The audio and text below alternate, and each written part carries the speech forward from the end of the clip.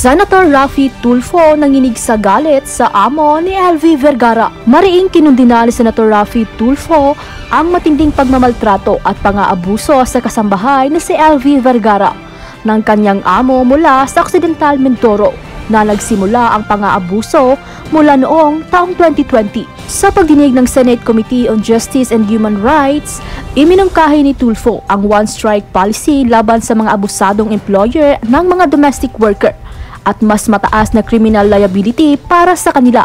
Dagdag pa niya, ang dinanas ni Vergara ay dapat maging wake-up call para sa Senado upang i-review ang Domestic Workers Act at iba pang mga batas na nauukol sa mga domestic worker.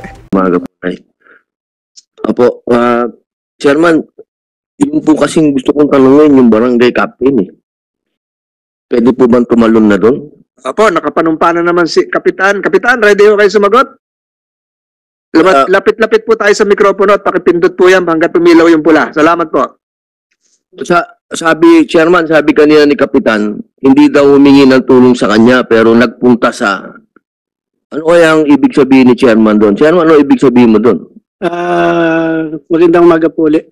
Si Nanay LB po, yan po ay nadatnan ko po sa barangay po kasi po kami po nung panahon na yun, nag-iikot po at panahon ng COVID. Nadatnan ko po siya na magutim at talaga pong nakakawa pong tingnan. So ang una ko po, ano po doon sa tanod kong babae, sabi ko, linisan po at palitan ng damit dahil hindi ko po kilala siya. Yun po ang aming pagkakaano po kay Nanay LB. Tapos po, nakita nyo na meron po siyang mga sugat, mga ganon. Wala naman po ako nakita. Basta po siya madungis po. Yun po, ang akala ko po ay naligaw na taong grasa. So yung pong utos ko sa tanod po ay linisan po si Nanay LB. Tapos hindi pa po siya, sinasabi ko pa pong ganon, dumating na po yung amo niya. Na si Mr. Ruiz. Dumating yung amo niya o tinawagan mo yung amo niya? Hindi po, sir. Hindi po. Dito sa salaysay ni Aling Elvi, I'm sorry, Senator Padilla. Dito sa salaysay ni Aling Elvi, tinawagan mo yung amo niya na si Jerry Ruiz. Hindi ko po. At sinumbong mo na nandun si Aling Elvi sa barangay hall. Hindi ko po sinumbong yung Senator. Wala pong pagsusumbong. Marami po doon pong mga tao na kasama ko po na kami po yung naka-duty sa barangay. Paano malaman ng amo na nandun yung kasambahay? Ano po yun, nag-iikot po kami. Tamang pagdating po namin sa barangay hall po, naandun po si Nanay LB.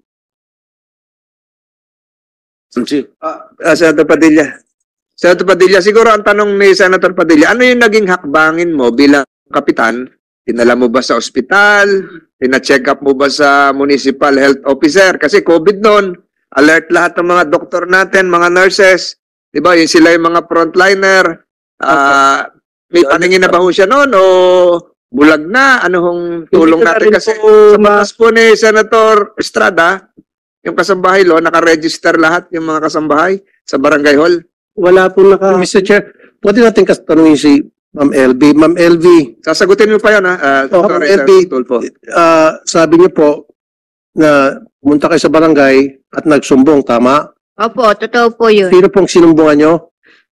Mga kasama niya po doon. Tapos nandun po siya doon sa loob ng City Hall. Nasa loob. Sinabi niyo po na sinasaktan kayo, kaya kayo nandun sa barangay. Opo, sabi ko po, ipakicheck po yung gamit ko dahil aalis na po ako doon. Nakatakas nga po ako. Doon nga po ako pumunta sa kanya. Okay. So nakatakas kayo, sinabi niyo sa kanya nakatakas ka, daladal mo yung gamit mo at sinabi niyo rin sa kanya na sinasaktan ka ng amo mo, tama? Opo, sabi ko po, pakicheck yung gamit ko. Baka po sabihin ng amo ko nagnakaw. na nagnakaw ulit ako. Tama. Okay. Tapos, napakasinungaling mong tao ka, sarap mong... Alam mo, napakasinungaling mo. Gusto mo, lie detector test ka namin, payag ka. Sige, pag lumitaw na ikaw ay nagsinungaling sa lie detector test, kukulong ka agad namin dyan sa baba. So, may mic. Good. Pakibukas yung mic. Yun naman po, sir. Alam nga ba naman magsisinungaling to si Ma'am LV? Anong reason para siya magsinungaling? Ikaw may dahilan ka para magsinungaling kasi tumawag ka sa amo tapos probably no, baka bayad ka sa amo, baka sinuhulang ka ng amo. Ay, yun po, sir. There's no reason why she would be lying here. Alam mo, Chairman, kung nasa matinong pag-iisip ka, kung tama ka, patas ka, the first thing you should have done is pa-check siya sa doktor, tawagan mo si HR, tawagan mo PNP, sabihin na meron dito mukhang kawawa na kasambahay at tumakbo sa kanyang amo, ang kanyang reklamo ay sinasaktan siya, etc. Yun dapat ginawa mo. Ang ginawa mo, sinurrender mo siya uli sa amo, napakawalang hiya mo. Sir, excuse po sir, hindi ko po sinurrender po yan at lalong hindi po ako tumawag sa amo niya. Kasi ang nangyari, naibalik siya uli sa amo niya. Kasi kung ganong sitwasyon, kung sa akin, kung ako si barangay chairman, may dumating sa akin kasambahay, kaawa-awa yung sitwasyon, sabi mo parang taong grasa, ipapacheck ko muna sa ospital, hindi ko muna payagan na sumama sa amo. At pagkatapos, tatawagan ko yung police, si HR, kung sino-sino pa mga otoridad, DSWD, para sama-sama mag-imbestiga, social worker. Ang ginawa mo, pinayagan mo makabalik ulit sa kanyang amo. Hindi naman po sir, ganun ang nangyari talaga po sir. Marami po akong kasamahan doon sa barangay.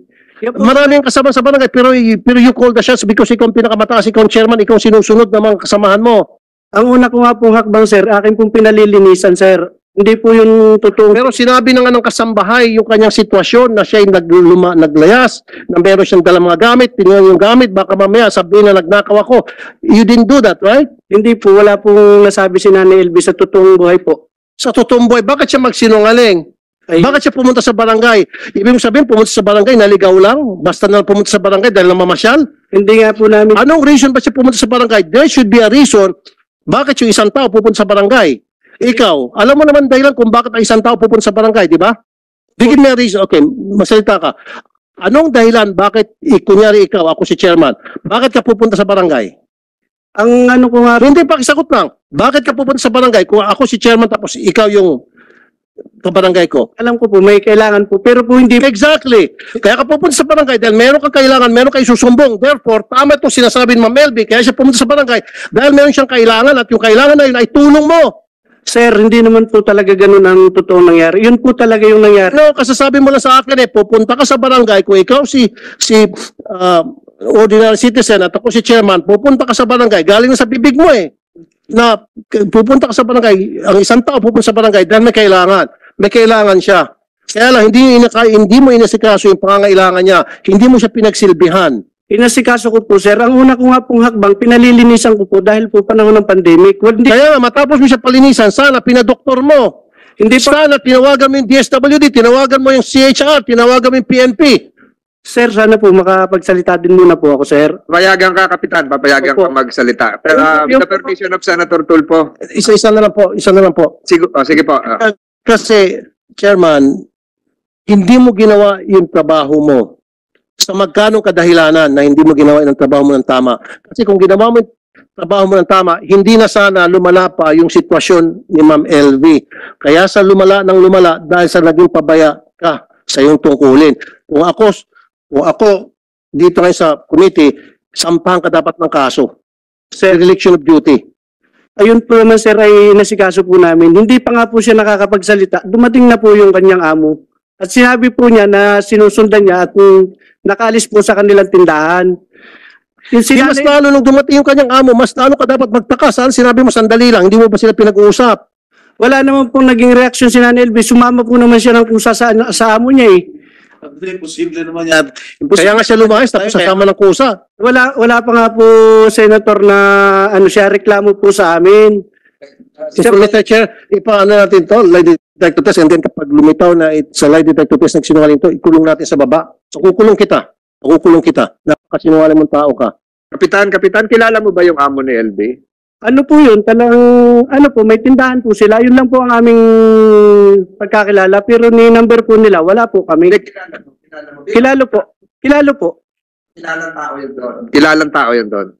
Yung kilala po siya na may tindahan. Kilala may tindahan. Nung pumunta si Manang LB ron, bulag na siya ang dalawang mata. Hindi ko rin po ma-sure, Senator Chairman, dahil po, pag ano nga po, ang una ko pong utos sa aking mga tanong, dahil may bowser room naman po kami, kumpleto po kami, pinalilinisan ko po siya.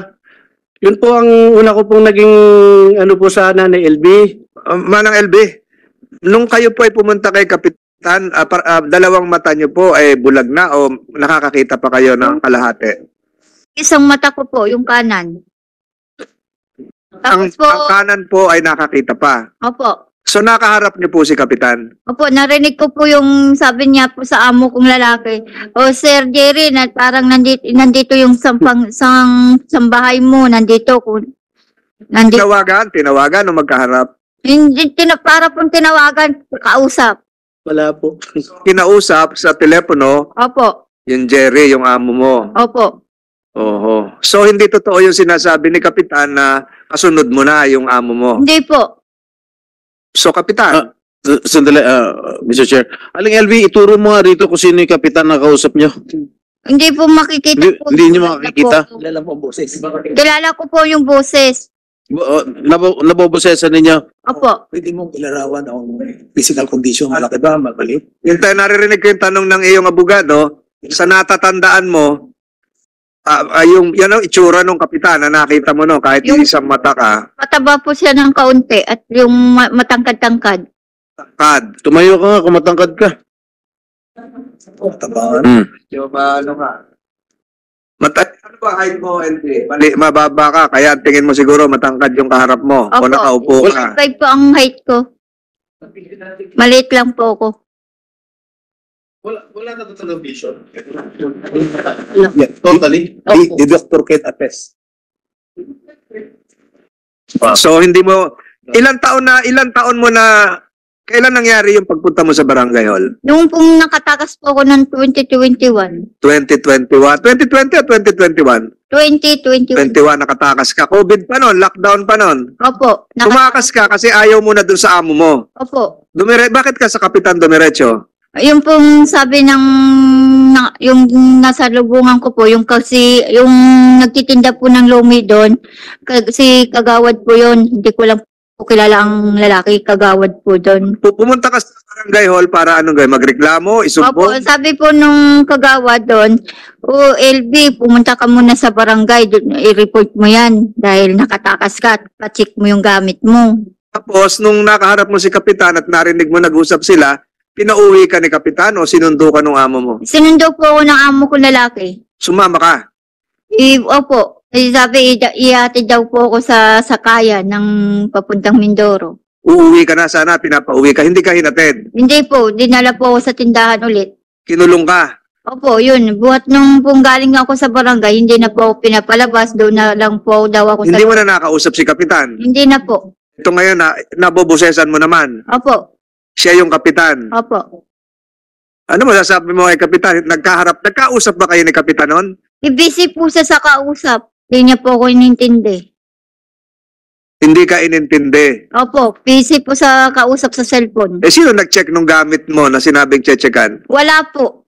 Ayun, sabi niya, ipalilinis ka raw kasi maamos ka noon. Pinalinis. Basta lang po, pinaupo lang po ako doon sa may parang school ng kinder. Hindi ka binigyan ng face towel, pampunas, t-shirt, Hindi po. hindi ka pinaghilamos, Po. langganang maliit, wala. Wala po, wala po. Kapitan, wala daw paglilinis.